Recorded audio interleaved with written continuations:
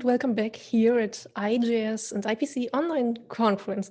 I hope you had a nice lunch break, got some nice food, or maybe it was even rather breakfast break or something like that for you, because I guess that is what our next speaker is experiencing because he's living in Canada.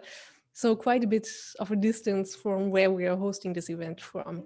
So up next on our program is Joel Lord, who will tell you about unethical face recognition using stuff like Node.js and Kubernetes and machine learning. So hi, Joel. Welcome Hi there. again to this conference. It's not your first talk, so you're all familiar with the proceedings here. Enjoy your session and have fun. Thank you very much. Welcome everyone to my session, Node.js, machine learning, Kubernetes, and unethical face recognition. So yes, I tried to put in as many buzzwords as I could in my title. So here's the thing. So I started, this talk started as an idea that I had and discussed with some of my colleagues. And it came from the fact that I spent a lot of time at conferences. It is kind of part of my job. So as a matter of fact, as Anne-Catherine just said, this would have been my fourth year in a row in Munich, and I'm very sad I couldn't make it this year. But hopefully it'll resume soon, and we'll be able to do that again next year. And, you know, at conferences, one of the things that happens a lot is, well, of course, you go to attend some sessions, but you also meet a lot of people. You also meet a lot of different people. And spending all of that time networking in the hallways and so on, and booths. And at one point I wondered, you know, how can I optimize all of that? I mean, sometimes I've had great conversations. I've met people and we've had a great time. I've made friends a little bit everywhere in the world, but sometimes you also get conversations that are not as much. So I thought, what if there was a way to know who I should talk to and who I should avoid at a conference? That'd be great, right? So this is kind of the idea. This is kind of the application that I tried to build. Now, before you start judging me, that's not true. That's the unethical part. I would never, ever do that. It was kind of an idea inspired by the series on Netflix, Black Mirror. And I was discussing that with some of my colleagues, and we thought it would be funny. So if you ever see me at a conference, I would never rate that, and I'm always open to conversation. So please come and talk to me, say hi, drop by. Of course, this is a virtual conference, so you know, if you want to say hi, you can still use Twitter. My handle is somewhere right there, and you'll see it in just a few seconds. So this was kind of the idea behind this talk. So still, I started building this application just to see if we could, how far I could take it. And I learned a lot along the way. So I wanted to share some of those findings with you today. So before we get started, let me just get out of the way. There it is. So I can get back to my slides. And here we go. So hi, my name is Joel. I work as a developer advocate for Red Hat OpenShift. OpenShift is a Kubernetes distribution by Red Hat. So yep, you'll see a quick screen share towards the end about it. If you want to reach out to me, Twitter is always the best way. So Joel with 2 underscores Lord. So __ Lord. It's a horrible Twitter handle, but feel free to tweet and use the hashtag IJS just so that everybody knows that I'm actually here, even if I'm not there in person. Okay, let's get started. So I wanted to build this application, this evil application that would somehow start to rate some people. And I was thinking, what do I need? Where should I get started to create this application? So the first thing that I figured I would need is some sort of public data source, right? I'll need a way, if I want to be able to recognize people and to have an app that can track those people, I'll need a way to detect faces. So I'll need to find some sort of public data source. Once I have that public data, then I'll be able to start detecting and scoring the faces. And then once I start recognizing people, maybe I'll need to find a way to score. How will I rate the people, right? What is important, so to speak. And then finally, I'll need a way to deploy all the things. This was way more complex than I originally thought it would be. I was thinking of just building a simple Node.js application, but it turns out that it got a lot more complex and a little bit out of hand. But you'll see how I managed to deploy all of that and how I use Kubernetes to help me with that part there. Okay, so public data sources. So where can I find information about people in general? So I started thinking a little bit. I was trying to, well, of course, there's Google. There's always a way, but finding a way to map people and their name and I wasn't sure. It took me a few minutes, but then. Of course, Twitter. I love Twitter. So why wouldn't I use Twitter for that? It would make perfect sense. So Twitter is a great source of public data. It is amazing. I didn't realize that all of that information is out there and easily digestible. So Twitter will provide you with profile pictures, sentiments, number of followers, and a lot of information about people. So you can start gathering all of that information and create profiles about those people. Most importantly, they have an API.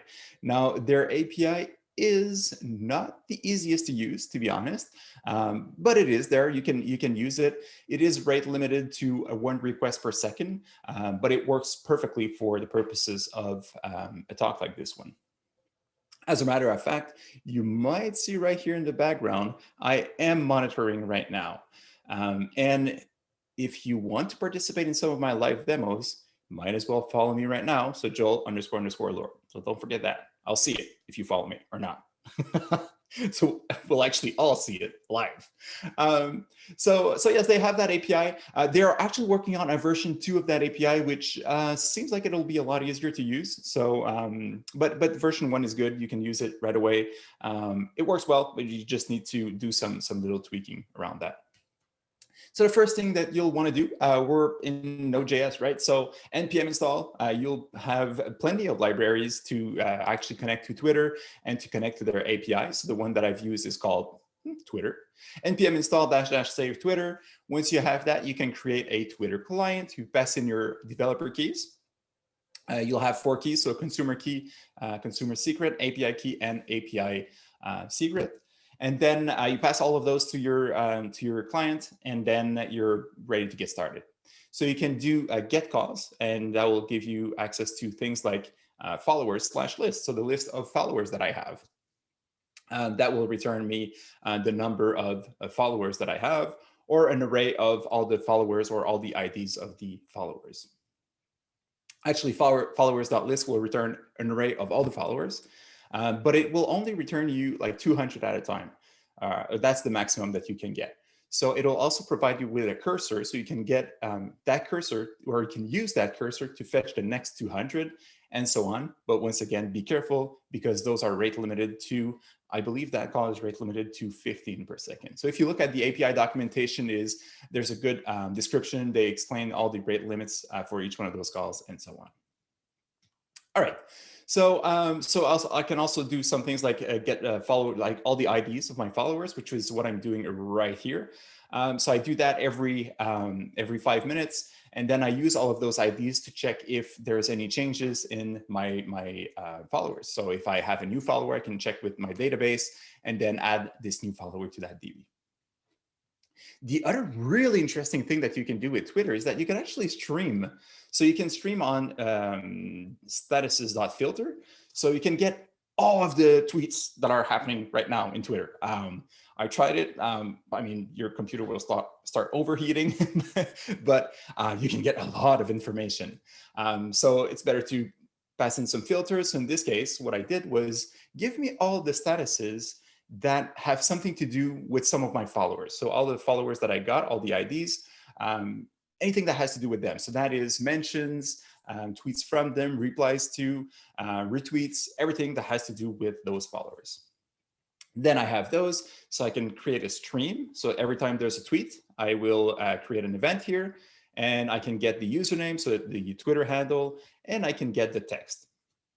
Now, when I said that the API needs a little bit of tweaking, it was created a while ago. So you can see that, first of all, the terminology is not exactly the same as what is commonly used in Twitter right now. So we're talking about screen name instead of Twitter handles.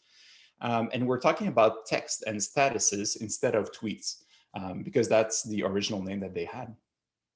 Another interesting thing is that when the API was created, they had that 140 characters limit. And now it's 280. So you actually have to check if it's an extended tweet.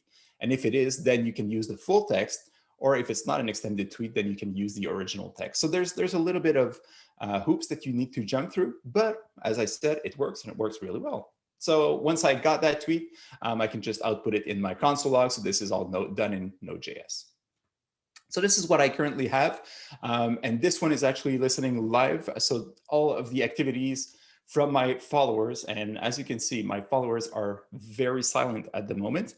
As a matter of fact, it makes me wonder if this is still working. Oh, there it is. Okay. So yeah, so Mary Grace is one of my followers. Somebody tweeted something at her. Still no new followers. Come on, just join and post something. Let's try to get this a little bit more dynamic. I have no clue who that is, but hey, it is related in some shape or form. So you see that I'm getting those messages, and I'm dynamically posting them into my presentation. So a really cool thing that you can do with Twitter.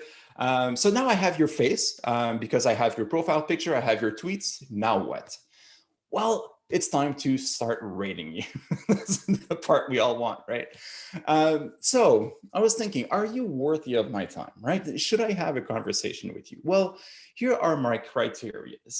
First of all, you need to be one of my followers, or that'll give you a topic so you can actually talk to me, because you'll kind of know some of my interests.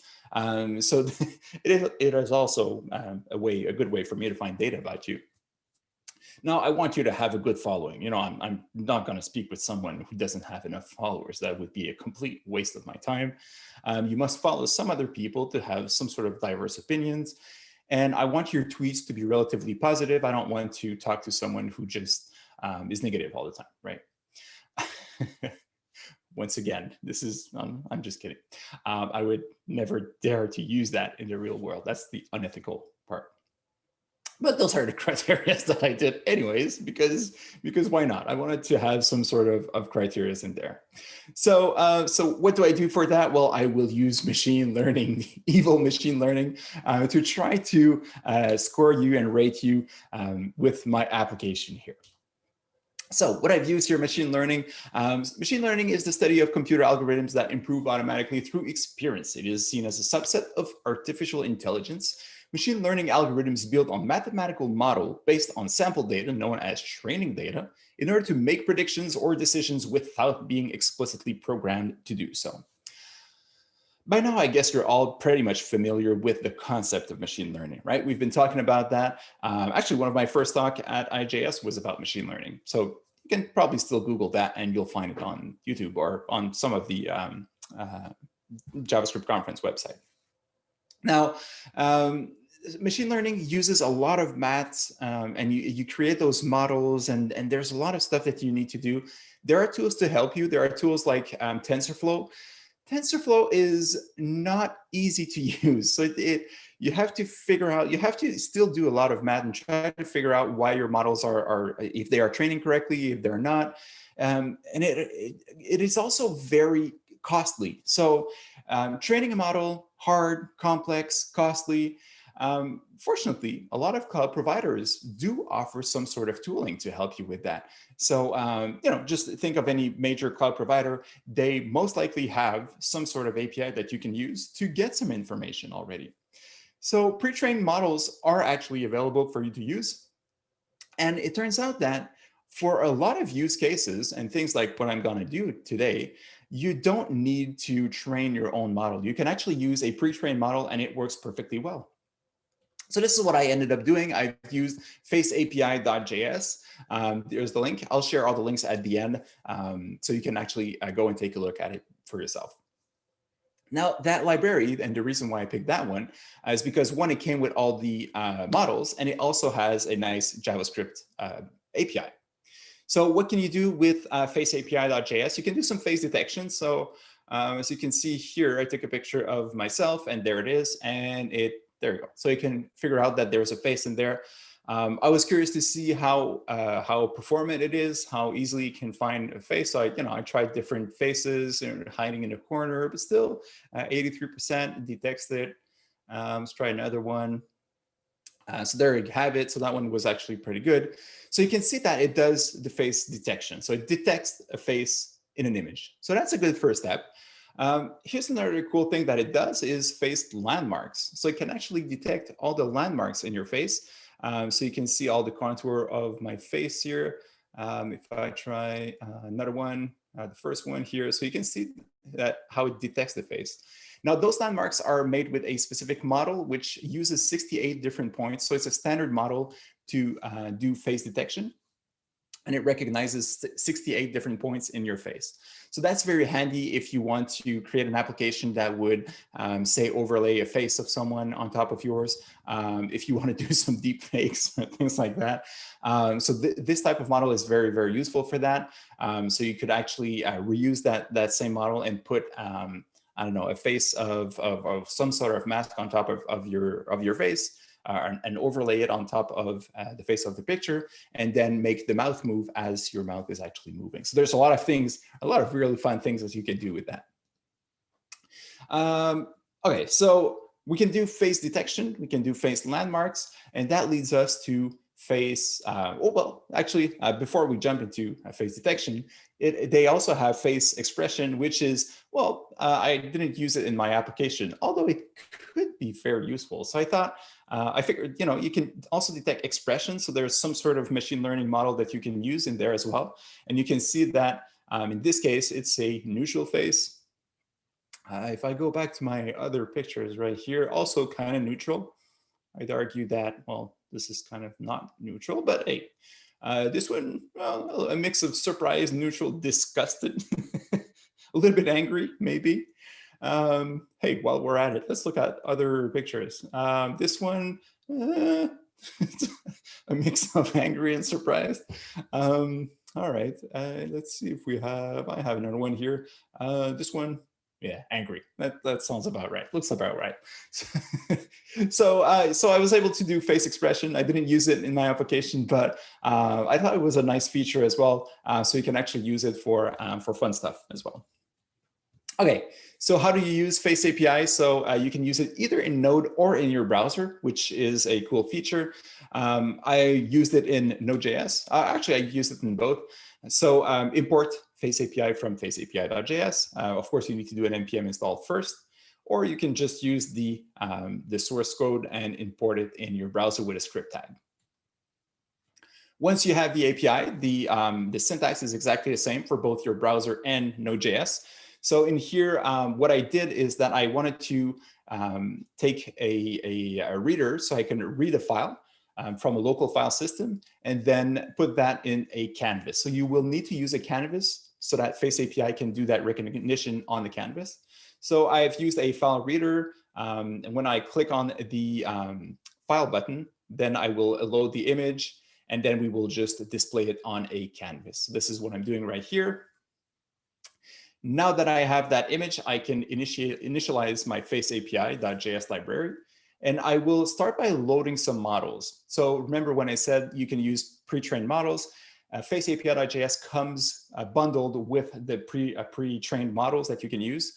There is a number of models and known models that they use. So SSD Mobile Net V1 is the one that they use for face detection, or the one that I've used for face detection.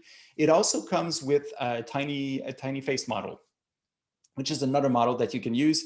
It is much faster, much more efficient, but the face recognition is not as good with tiny face. But SSD Mobile works wonders. And because I actually had time, and for my face analyzer, I need a full second just because of the Twitter rate limits. So I have plenty of time, and I can actually do the SSD Mobile Net model.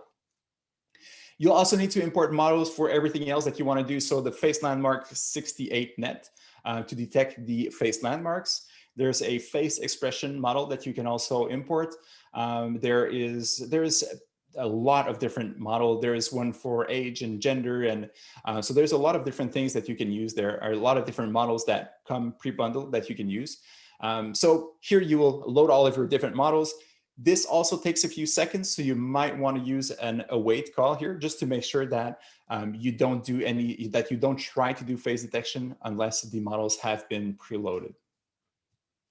Now that you have those models, you will need a canvas. So if you're using your browser, it's a little bit easier. So just document query selector canvas. get your context, draw the image on your canvas. So you can use draw image right here. Image being the image that I loaded earlier from the file system. And now you can get the full face descriptions. So you will use Face API, detect all faces in the image that is provided in the canvas, use those with landmarks, find the face descriptors as well. Face descriptors are what we'll use eventually to do face recognition. And you can also use the draw method from Face API to directly draw into that canvas. So you can draw the face detections, you can draw the face landmarks, and so on. So this is what I did. So that's why you were seeing that square inside the canvas. If you're using Node.js, the syntax is exactly the same, but you don't have a canvas in Node.js. So what you can use is the Node Canvas library. So npm install canvas will install Node Canvas. Then you can take canvas image data, and you will monkey patch Face API. So there's a function.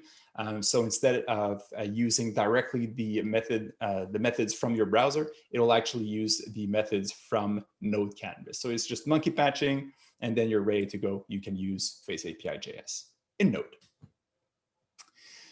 All right, so now we've got an image in Node.js, so you can just wait for the image to be loaded, and then you store this into a variable, and then you can do the Face API, detect all faces, similar to what you did in your browser, just provide it with the the virtual canvas, let's call it, and you can do stuff like with face landmarks and so on. So same syntax, you just need to do the monkey patching beforehand.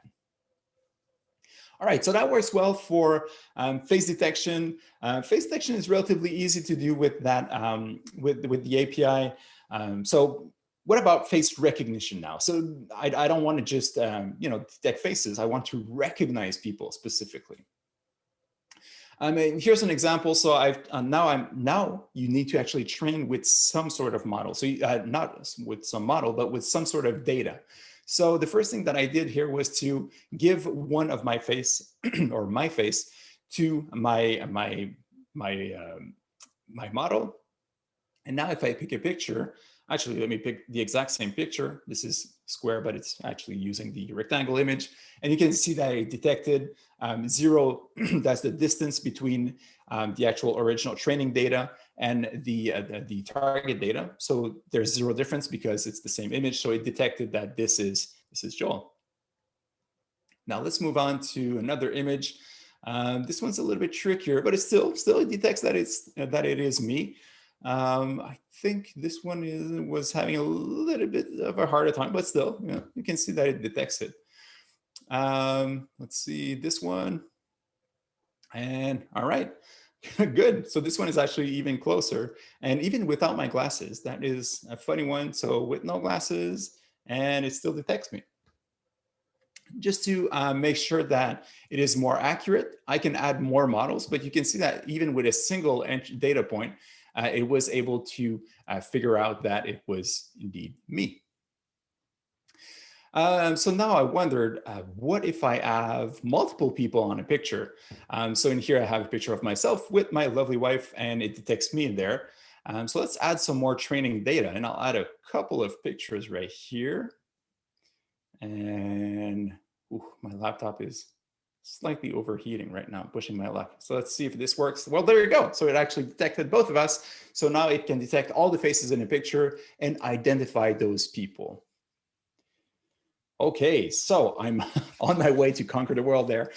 So how do you do face recognition? To do face recognition, it is, the concept is relatively simple, but the code gets a little bit messy here. So please bear with me. So what you'll need to do is to create a label face descriptors array. So we will return an array of promises, and we will await for that. Now our array is created by using, in this case, I was using an array of labels, and I was using the images that had the same name as the label here. So I can fetch each one of the images. I get all of the descriptions. So remember when I said you can use with face descriptors, so we will need those face descriptors. And then I'll use the Face API label face descriptors to give a label and associate that label with an array of face descriptors. So that is basically the description of the 68 points in your face. So now I can create that array. I will create an array of all those arrays, and I have all of my data to do the recognition on the faces. Now I can create a face matcher object. I will give it all of my labels and face descriptors, and maximum descriptor distance is just so that it tries to, or it will return unknown if it can't find someone close enough. Now what I'll do is that I'll take my full face descriptors, and for each face that was detected in the picture, so full face descriptions is each face in the picture, then I will use my face matcher and try to find the best match based on the descriptors from this and based on the descriptors, the label descriptors that I had. So it will do that loop, it will find the best image, and eventually we'll figure out one. So if you want to try it out, the Face API actually has a playground that you can use. What is really neat about that is that you can see they're using Big Bang Theory characters here. And you can see the face landmarks and so on. But what is really interesting is that you can see the different models here. So you can see that, I have a blank, I can't remember his name. But anyways, Leonard is detected at 0.96. And if I use the tiny face detector model, as I said, it is much faster. So you saw how quickly that one was. It loaded really quickly. But you can see that the detection rate is not as good. As a matter of fact, I can't remember the name. I'm blanking out. So the one with the master's degree, the engineer, this one can be detected. So his face can be detected. And you can see that the detection rate is not as good as it is with the other models. So MTCNN is another model. Once again, a little bit heavier in this case. So this one would have been too heavy for my use case. Now let's hope I didn't crash my presentation while trying to load this model. I'll try to just move away. Okay.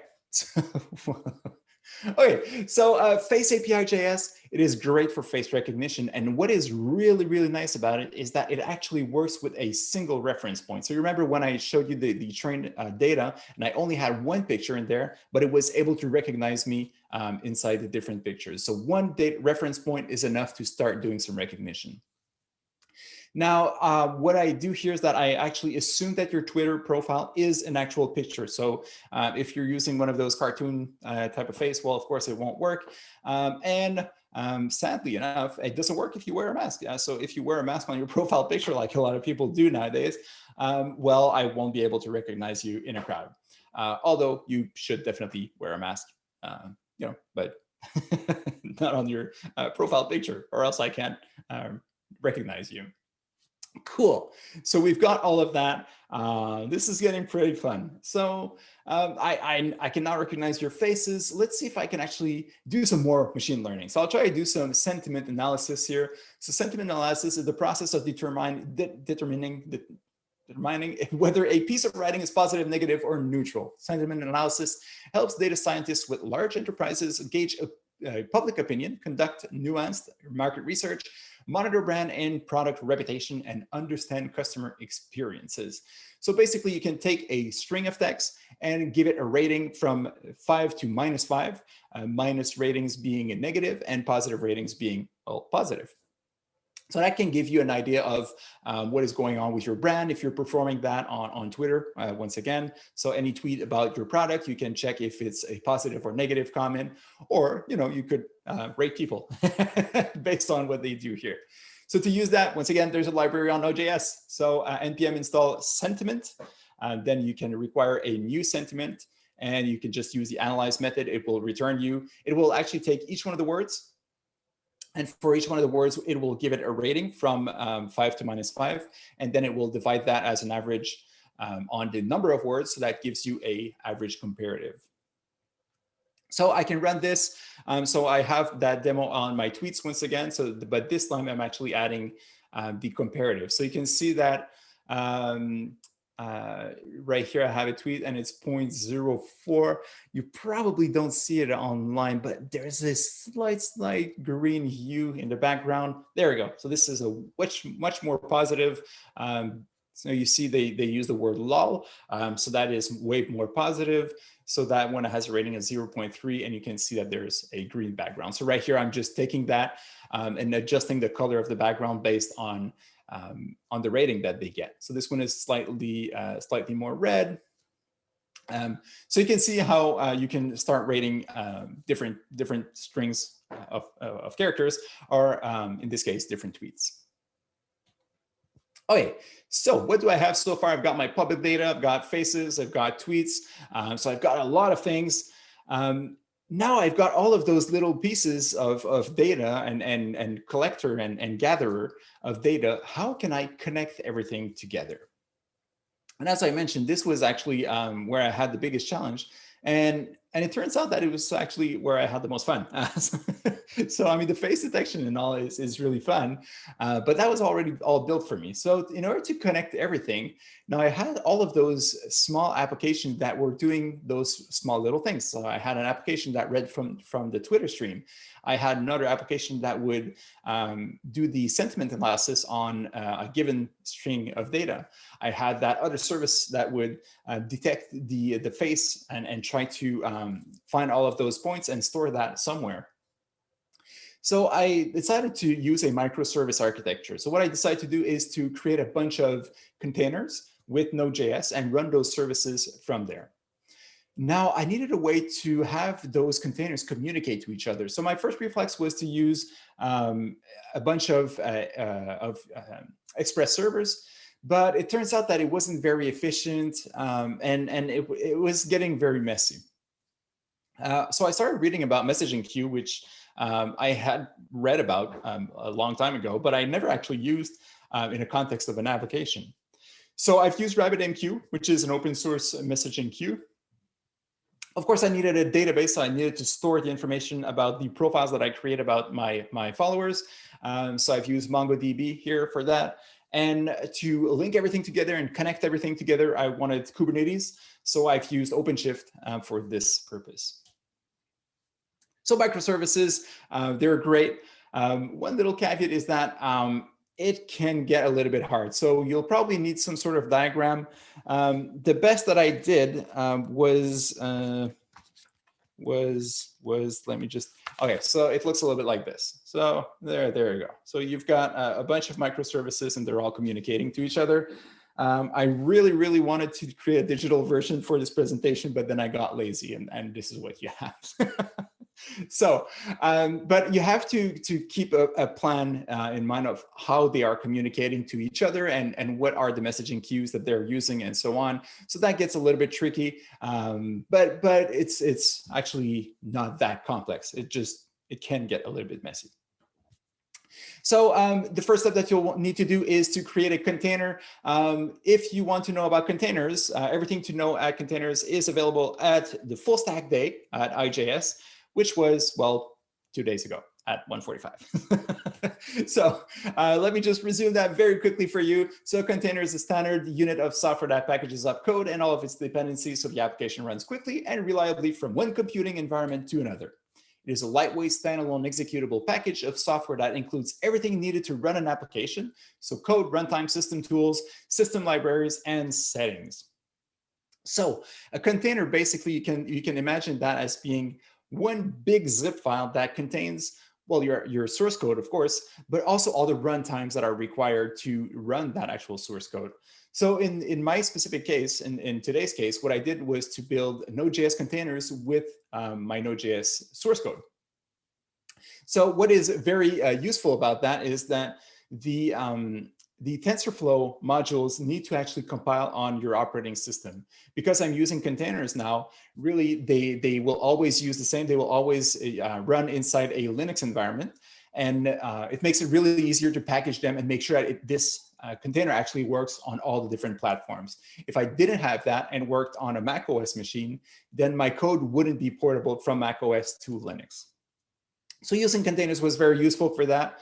It also packages everything together, and it's much easier to manage when they're contained this way. It is also a disposable unit, so once it is completed, it destroys itself along with all of the other dependencies. So that's very important. If you want to store some data, then you'll need to create some sort of volume and mount that. Fortunately, Kubernetes makes that a little bit easier for you with persistent volumes, but you have to keep that in mind. So each one of my microservices was completely stateless. So they would receive some data, process it, and send it somewhere. And then I had one service that would actually connect to a database and store that data at one single place. So if one crashed, well, if that one crashed, it would need to restart, but the volume was persisted, so I could get access to that data still. But all of the others, if they crashed, it didn't matter. I can just restart them. If I need more power for, say, the face recognition, well, I can just add more containers, and it will just, they will all process the data at the same time. So to create a Node.js container or to run a Node.js container, you can use Docker run. You can run this in the background, amount of volume. So in this case, I'm just telling Docker, take my current working folder and store that into the /app folder of my container, expose some ports, and run the Node 14 image. So this will take my source code and run it with the Node 14 executable. In this case, I'm telling to run node/app/index.js here. One other thing that is really cool about containers is that you can actually, so if you see right here, I'm running my code as a Node 14 application. I could also reuse the exact same CLI, but change that for Node 12. So I could run my code with Node 12. So if I know that my code is working with a specific version of Node and I don't want to take any chances, I can actually fix that and say this is going to run in a specific version of Node.js.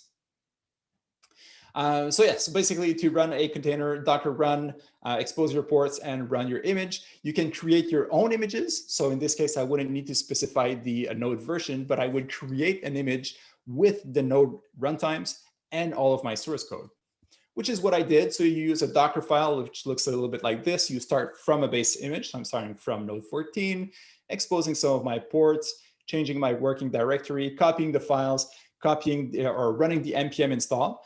And that creates my image that is then shipped. The CMD here is the command that will be executed once you type in Docker run. So everything is installed, pre-configured. So my image comes pre-packaged with all of my source code, all the Node modules, everything installed with Node.js. And then and once I do Docker run, it will actually start my service. So to build your model, Docker build, there's a typo here, it should be a D. Give it a name. So in this case, NodeML, K8s phase detection. And then you can push that into a public registry or private registry. All right, so now I needed a way for my containers to communicate with each other. So this is where messaging will come into play. So messaging queue is a form of asynchronous service-to-service communication used in serverless and microservices architectures. Messages are stored on the queue until they are processed and deleted. Each message is processed only once by a single consumer. Message queues can be used to decouple heavyweight processing due to buffer or batch work and to smooth spiky workloads.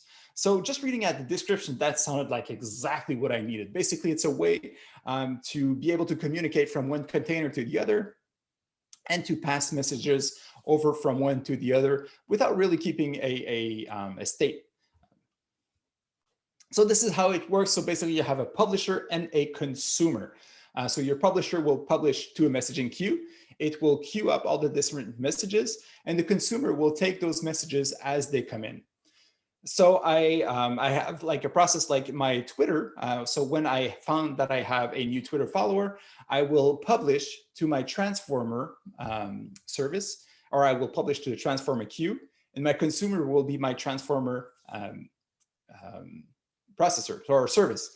And it will take that profile data from Twitter and it will transform it into the profile that I want to store in my database. And then it will become the publisher and publish to my database queue. So the transformer worked really, really fast. The database one is more or less, not as fast. The publisher, the original publisher, the messages came in once per second or so. So it would just stack them up to the queue, add them quickly, and the transform actually works faster than the database. But because I have a messaging queue here, the messages just stack up as my database starts to consume those messages. So very, very useful. You're not losing any data. You can just send all of those messages. You can also have competing consumers. So basically the exact same thing. So you have your publisher, your messaging queue, but you can have multiple consumers for that data. So things like my face processing, which takes maybe 2 seconds, well, I can add 2 different consumers and have them both run in parallel. And it doesn't matter because once again, everything is stateless. There's also a request reply pattern. So I was trying to find a way to send a message and send a response back. So you can use the reply to property, send that to a queue, and it will then be sent back to the original publisher. Turns out that I never actually needed that, but there are ways to do a request reply pattern so that you can use them. So simple pub sub, this is what a publisher looks like. So you connect to your AMQP server. In my case, I'm using RabbitMQ inside a container, and you create a channel. You create a queue. You make sure that the queue actually exists and has all the properties that you need. In this case, I'm just using all the defaults, and then I can just send a message to that queue, and I take that message and I transform it into a buffer. And messages sent. So that's my publisher, and I can start sending messages right away, even if I don't have a consumer, it doesn't matter. It'll just stack up in my messaging queue. Now you can also add a consumer, or you will eventually need a consumer. So my consumer, once again, connecting to AMQP, I create my channel, assert that the channel actually exists. I'm using the same channel name here, so hello. And I'm waiting for messages, and I will have a channel.consume. It will take that queue, and any incoming message will trigger this event. So basically, especially for JavaScript developers, it is very natural. It's really like an event-based messaging. So you can send messages back and forth. So RabbitMQ, more information available there. So now I have all of this. I needed to deploy that. I've used Kubernetes.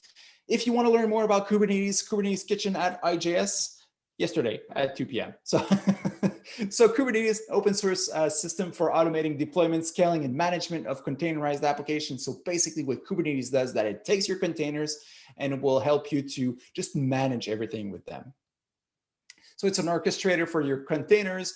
You can spin up more or less containers as needed, and it takes care of all the networking internally. So that makes it a lot easier to communicate with your NQ.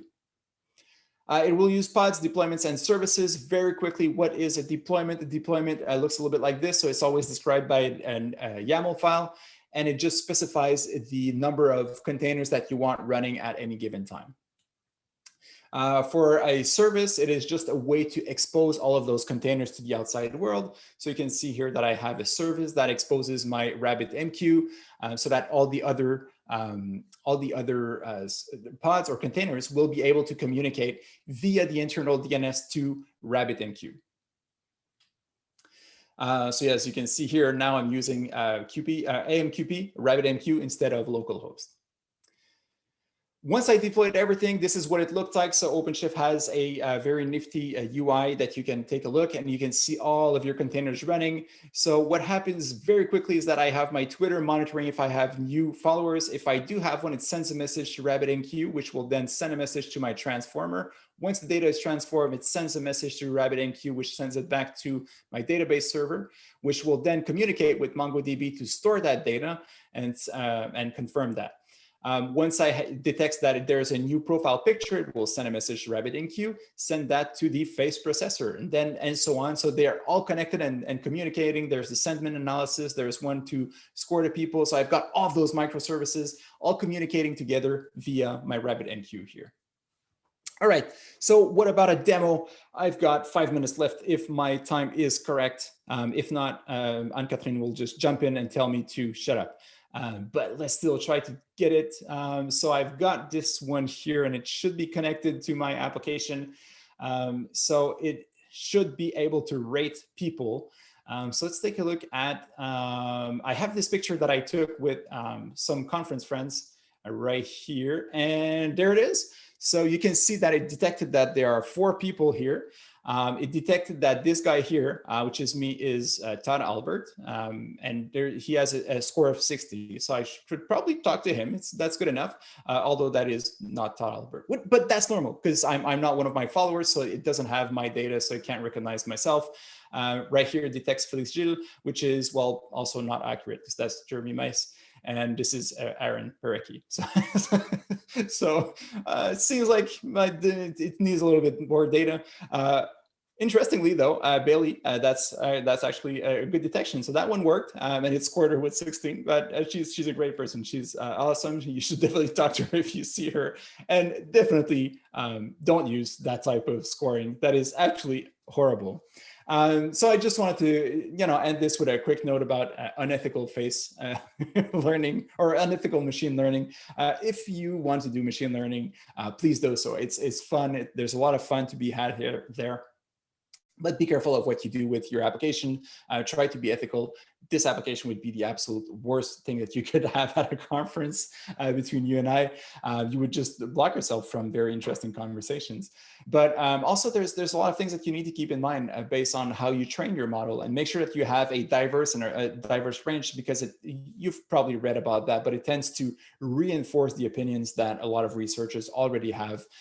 It kind of reinforces the biases. So be really careful when you're using machine learning, and how you train your data and how you actually use the outputs from that.